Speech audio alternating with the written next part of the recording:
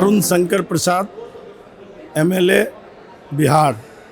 खजौली विधानसभा क्षेत्र।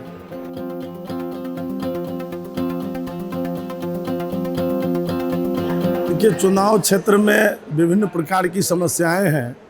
और खास करके जो विकासशील राज्य है, जो विकास के दौर में है, वहाँ खास करके मानव सूचकांक काफ़ी नीचे है और मनुष्य का जो जीवन स्तर है वो दुनिया के मुकाबले काफ़ी पीछे है। उसको हम कैसे आगे ला सकते हैं,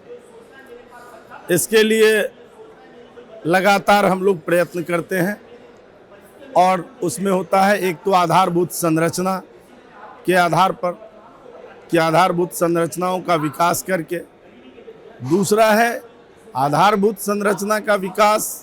हमारे मानव सूचकांक को बहुत ऊपर नहीं उठाता है, उसके लिए हमें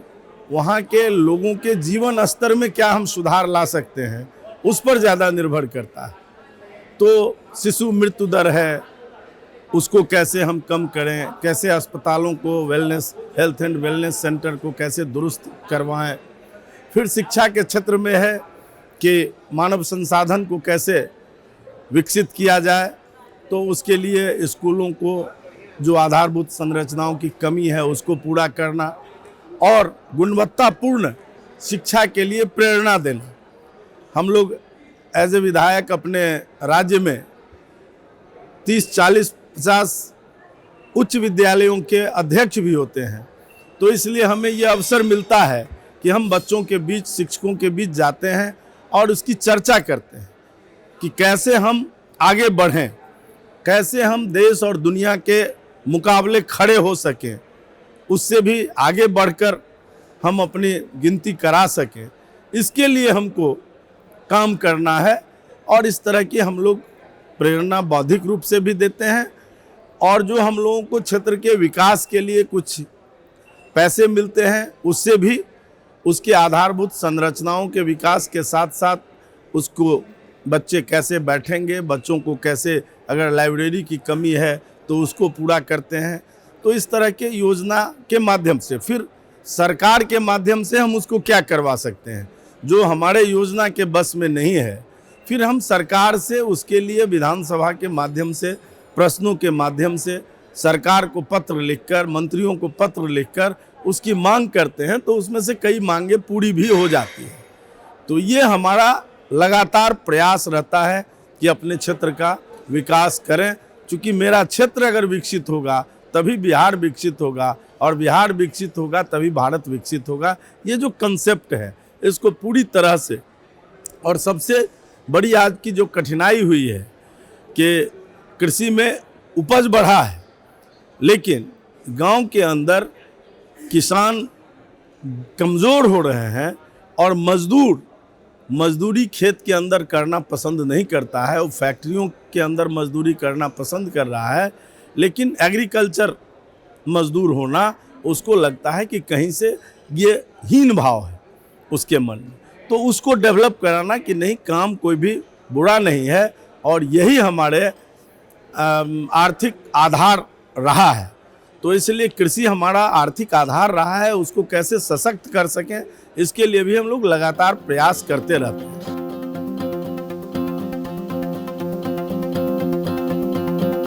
कॉन्फ्रेंस कोई भी होता है तो स्वाभाविक है कि उससे हमारा विकास होता है, बौद्धिक विकास होता है, एक दूसरे को देखकर सीखने का एक अच्छा अवसर मिलता है और उस अवसर का हम लोग लाभ उठाते हैं। तो इस कॉन्फ्रेंस में भी कई बातें जो हम लोग काम के बोझ के तले दबे होते हैं, शेड्यूल्ड के तले दबे होते हैं, उससे अलग हटकर कुछ सोच नहीं बनती रहती है। तो इस तरह का जब अवसर मिलता है तो यहाँ आकर हम लोग विभिन्न प्रांतों के लोगों से जो हमारी वार्ता होती है, इंटरेक्शन होता है, उसके कारण हमारा भी मनोबल बढ़ता है और फिर कुछ अच्छी बातें हम यहाँ से लेकर जाते हैं और उसका प्रयोग करते हैं। तो स्वाभाविक है कि ये एक बड़े उद्देश्य की पूर्ति करेगा भविष्य में। और लोकतंत्र में आज सबसे बड़ी जो कठिनाई हुई है कि राजनेताओं की विश्वसनीयता कमजोर हुई है। उस विश्वसनीयता को हम कैसे आगे लाएंगे, इसके लिए जो हमारे मार्गदर्शक यहाँ मार्गदर्शन करेंगे, उनमें से कई बातें हम लोगों को अपने जीवन के में उतारने के लिए भी मिलेगी और लोगों के बीच तक पहुंचाने के लिए भी मिलेगा। वो पथ प्रदर्शन का काम करेंगे।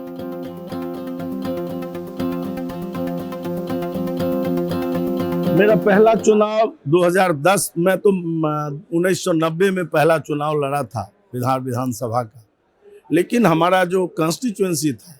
वो काफ़ी रिमोट था और उस समय उस सब जगहों पर पढ़ाई लिखाई से कोई मतलब नहीं था, तो इसलिए दलगत भावनाओं से ज़्यादा लोग प्रेरित होकर काम करते थे और इसलिए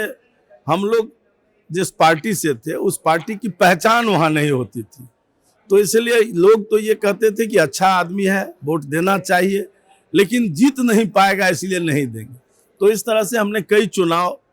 हारा, लेकिन पार्टी ने हम पर भरोसा करके हमें वहाँ से चुनाव लड़ाता रहा और अंततः 2010 में हम चुनाव जीत सके। फिर 2015 में समीकरण का जब उलटफेर होता है राजनीति में, तो हमारा वोट जो 44,000 पर हम जीत गए थे 11,000 वोट से, वो हमारा 60,000 हो गया, लेकिन फिर भी हम हार गए। उसका कारण यह था कि हमारी लोकप्रियता बढ़ी, लेकिन जो समीकरण था वो दल के इधर से उधर जाने के चक्कर में वो हमारा टूट गया। तो उनका समीकरण मजबूत हो गया तो मैं हारा और फिर 2020 में जब वो समीकरण साथ हुआ तो फिर हम लोग चुनाव जीतकर अभी आपके सामने हैं।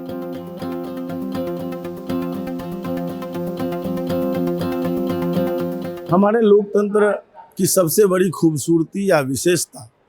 ये है कि हम 140 करोड़ देशवासी और एक मत से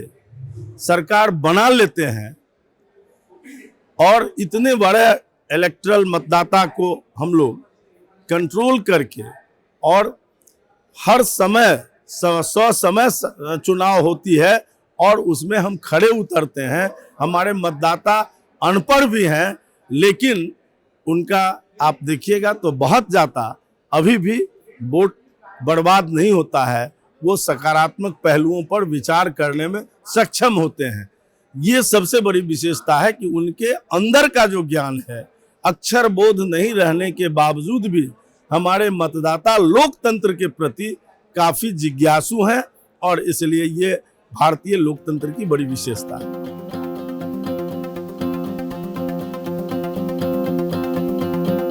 मेरी जिंदगी में यही है कि मैं ये मानता हूँ कि हमको जो ऊपर वाले ने,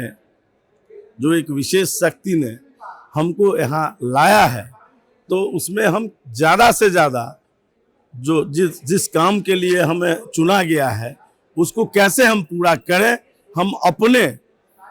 माने सादा जीवन जीकर भी लोगों की जिंदगी को कैसे ऊंचा उठाएं, इसके लिए हम सतत प्रयत्नशील रहते हैं और ब्रह्म मुहूर्त से जग कर हम उस काम को करते हैं। मुझे बहुत देर रात काम करने की आदत नहीं है, लेकिन मैं जगता हूँ 3 से 4 बजे सुबह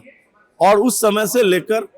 अपने नित्य क्रिया के बाद अनवरत इस चिंतन में लग जाता हूँ कि कैसे हमारा क्षेत्र सुंदर रहेगा, इस क्षेत्र के लोगों का जीवन स्तर कैसे ऊंचा उठेगा।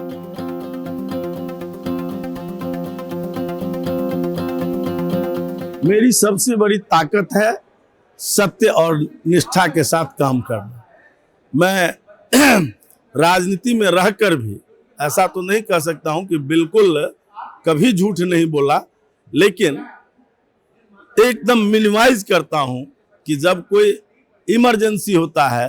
तभी असत्य का सहारा लेता हूं, नहीं तो हमेशा सत्य बात बोलकर, जिससे हमसे कभी कभी लोग दुखी भी हो जाते हैं मेरे सत्य बोलने के कारण, लेकिन फिर भी मैं सत्य को संबल समझता हूं और सत्य ही हमारा सबसे बड़ा मजबूत अस्त्र है।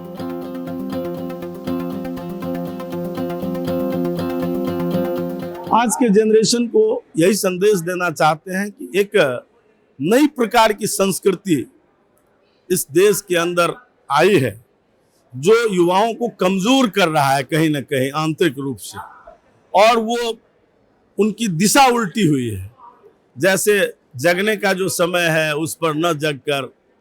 सोने के समय में जगना, जगने के समय में सोना, प्रकृति के साथ जो तादात्म्य संबंध स्थापित करना चाहिए विज्ञान के साथ तो हम कर रहे हैं, लेकिन प्रकृति को छोड़ रहे हैं। वो प्रकृति हमको आगे जाकर धोखा दे सकती है। इसलिए मैं युवाओं को कहूँगा कि विज्ञान के साथ प्रकृति को भी साथ लेकर आप चलें। एक दोस्त किसी के जीवन में एक बड़ा बदलाव कर दे सकता है, लेकिन जो इतनी बड़ी सृष्टि है उसके साथ अगर हम संबंध स्थापित करके उससे दोस्ती करेंगे, उसके अनुकूल हम अपना आचरण करेंगे, तो हमारा जीवन स्वतः आत्मा का विकास पूर्ण रूप से हो सकता है। ये हम